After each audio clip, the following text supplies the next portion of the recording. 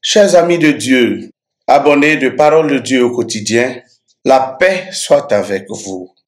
Ce sont les paroles du Christ ressuscité, ces paroles qu'il a adressées à ses apôtres. Et ce sont ces paroles que le pape Léon XIV a adressées à l'humanité entière. Je prie donc que la paix soit notre partage.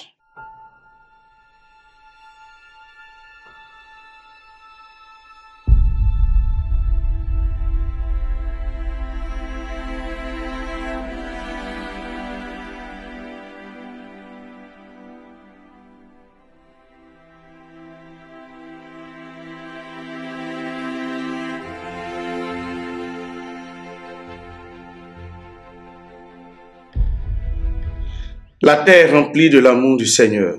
Il a fait les cieux par sa parole. Alléluia.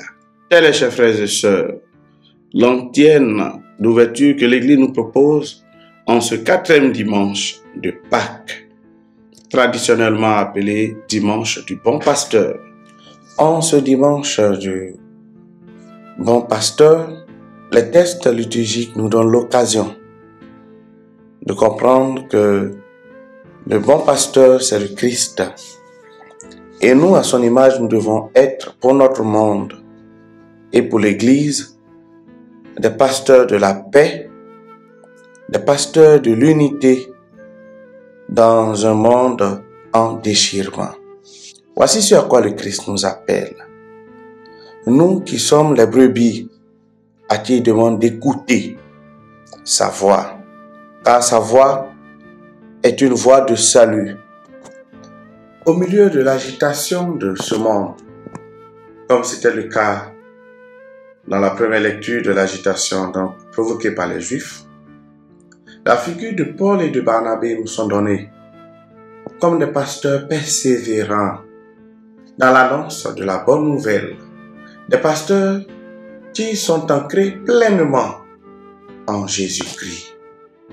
Oui, chers frères et sœurs, nous pensons souvent aux pasteurs, aux chefs d'église, aux responsables, aux prêtres, à l'évêque, et nous nous excluons nous-mêmes de cet état de fait. Mais en réalité, l'évangile nous est adressé. Oui, chers frères et sœurs, tous autant que nous sommes, nous avons une vocation à l'unité, une vocation à la sainteté.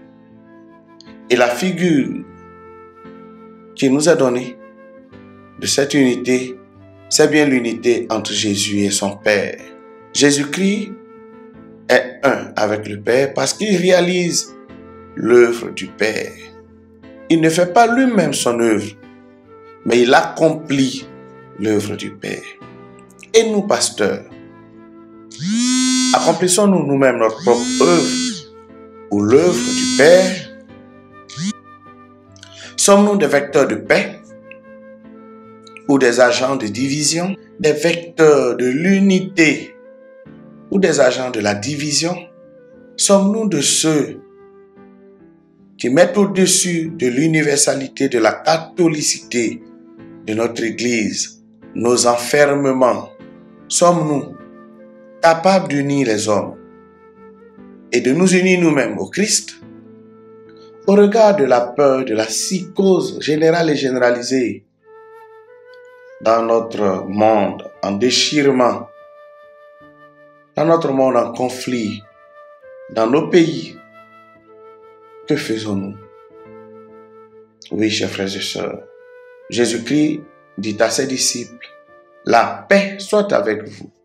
Le ressuscité ouvre pour ses disciples la paix. Il leur donne sa paix. Et c'est de cette paix dont nous avons besoin. Une paix qui n'est pas le fruit des compromis et des compromissions, mais une paix qui est fondée sur le respect de la dignité humaine. Notre monde a besoin que nous nous élevions, mais aussi que nous élevions nos prières pour sa paix et pour la paix. Nous, pasteurs, nous guides, c'est à cela. Et c'est vers la paix la paix du cœur, la paix intérieure, la paix extérieure que nous devons conduire les brebis qui entendent de nous d'entendre la voix de l'espérance, la voix de la paix. Prions. Seigneur, pasteur plein de bonté, regarde avec bienveillance ton troupeau. Tu l'as racheté par le sang précieux de ton Fils. Ouvre-lui les pâturages de la vie éternelle. Par le Christ notre Seigneur. Amen. À vous tous et à vous toutes, abonnés de Parole de Dieu au quotidien, heureux et joyeux temps de Pâques, bon dimanche de prière pour les vocations, bon 4e dimanche de Pâques.